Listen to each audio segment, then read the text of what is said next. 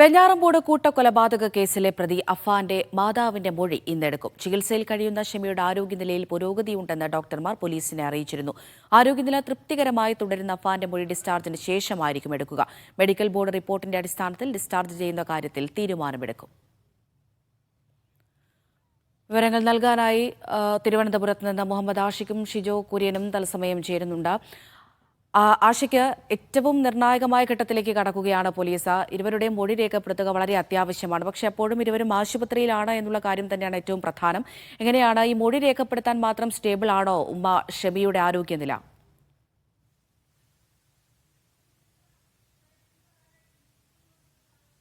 നിർണായകമായ ചില നീക്കങ്ങൾ പോലീസ് നടത്തുന്നു എന്നുള്ളതാണ് അതിൽ ഏറ്റവും പ്രധാനപ്പെട്ട. ഷമിയുടെ ആരോഗ്യനില ഇന്നലെ മൊഴിയെടുക്കുന്നതുമായി ബന്ധപ്പെട്ട് ആഷിക്കിലേക്ക് വളരെ വേഗത്തിൽ മടങ്ങിയെത്താൻ കഴിയുമെന്ന് തന്നെയാണ് കരുതുന്നത്. ഷിജോ കുര്യൻ കൂടി വിവരങ്ങൾ നൽകാനായി ചേരുന്നുണ്ട്. ഷിജോ, ഏറ്റവും പ്രധാനമെന്ന് പറയുന്നത് ഈ കൊലപാതകത്തിന്റെ കാരണം എന്താണ് എന്നുള്ള കാര്യം കണ്ടെത്തുക എന്നുള്ളത് തന്നെയാണ്. ഈ സാമ്പത്തിക ബാധ്യത മൂലമാണ് കൊലപാതകം എന്നൊക്കെ പറയുന്നുണ്ടെങ്കിലും അതിലൊരു സ്ഥിരീകരണം അത്യാവശ്യമാണ്. അതിന് ഈ അഫാന്റെ മൊഴിയെടുക്കേണ്ടത് അത്യാവശ്യമാണ്. നിലവിൽ അന്വേഷണ സംഘം ഏത് രീതിയിൽ മുന്നോട്ട് പോകാനാണ് ഉദ്ദേശിക്കുന്നത്?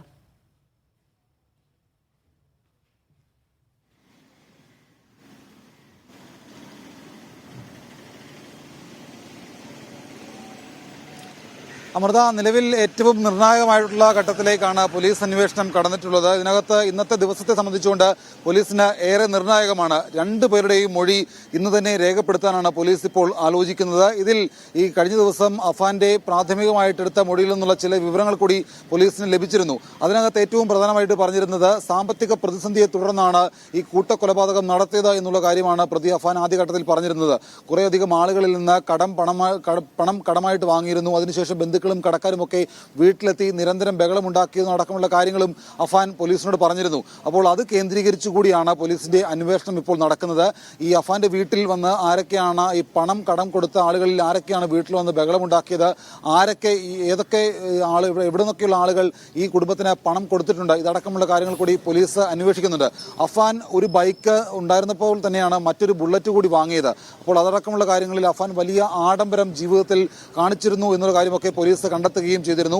അപ്പോൾ ഇങ്ങനെ ഈ പണം കടം കൊടുത്ത ആളുകളിൽ ചിലർ വീട്ടിലെത്തി അഫാന്റെ ബുള്ളറ്റ് എടുത്തുകൊണ്ട് പോയിരുന്നതായിട്ടുമുള്ള വിവരം പോലീസിന് ഇപ്പോൾ ലഭിച്ചിട്ടുണ്ട്. അപ്പോൾ അതടക്കമുള്ള വിഷയങ്ങൾ കേന്ദ്രീകരിച്ചുകൊണ്ടാണ് പോലീസിന്റെ അന്വേഷണം നടക്കുന്നത്. അതായത് കടക്കാരുടെ ശല്യം ഏതെങ്കിലും രീതിയിൽ ഈ കുടുംബത്തിനുണ്ടായിട്ടുണ്ടോ, ഈ ആരൊക്കെയാണ് പണം കടം കൊടുത്തത്, ഇതടക്കമുള്ള കാര്യങ്ങൾ പോലീസ് അന്വേഷിക്കുകയാണ്.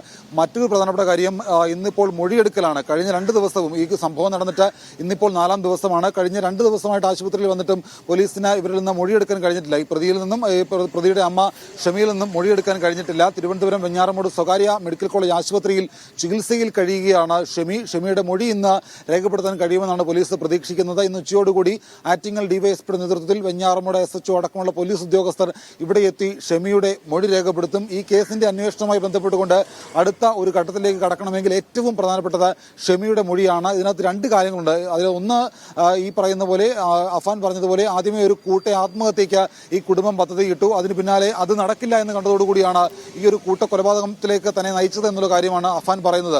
അപ്പോൾ ഈ ആത്മഹത്യ, ഈ കൂട്ടക്കൊലപാതകത്തിലേക്ക് പോയത് എങ്ങനെയാണ് നടക്കമുള്ള കാര്യങ്ങളിൽ ഒരു വിവരം ലഭിക്കേണ്ടത് ഏറ്റവും പ്രധാനപ്പെട്ടത് ഷമിയിൽ നിന്നാണ്. ഷമിയിൽ നിന്നുള്ള മൊഴിയെടുപ്പ് ഇന്ന് തന്നെ ഉച്ചയോടുകൂടി തന്നെ നടക്കുമെന്നാണ് നമ്മൾ പ്രതീക്ഷിക്കുന്നത്. അല്പസമയത്തിനകം പോലീസ് ഉദ്യോഗസ്ഥർ ഇവിടേക്ക് വരും.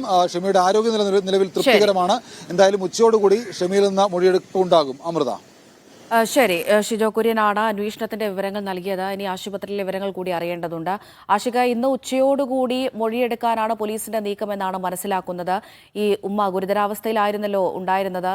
മൊഴിയെടുക്കാൻ മാത്രം ഇവർ സ്റ്റേബിൾ ആണോ, സംസാരിക്കുന്നുണ്ടോ, ഡോക്ടർമാർ എന്തൊക്കെ വിവരങ്ങൾ നൽകുന്നുണ്ട്?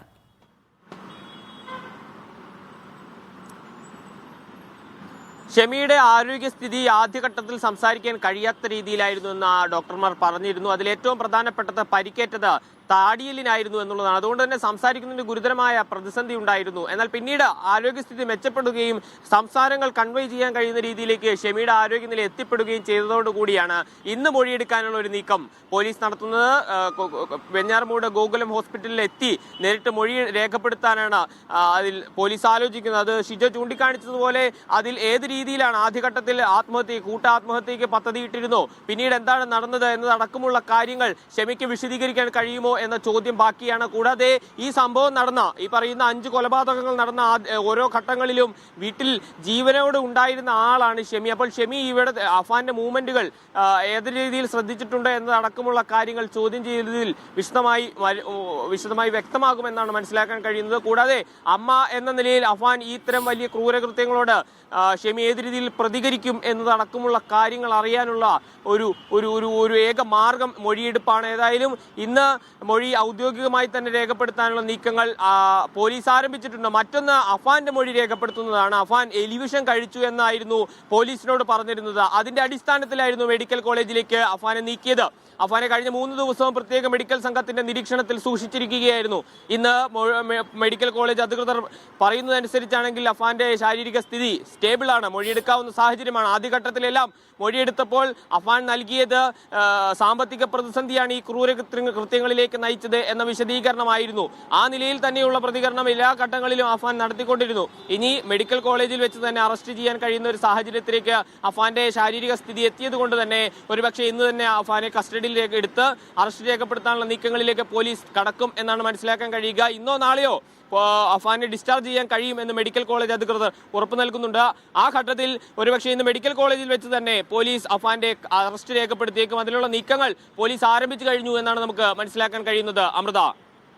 ശരി, ഷിജോ കുര്യനും മുഹമ്മദ് ആഷിഖുമാണ് വിവരങ്ങൾ നൽകിയത് തിരുവനന്തപുരത്ത് നിന്ന്.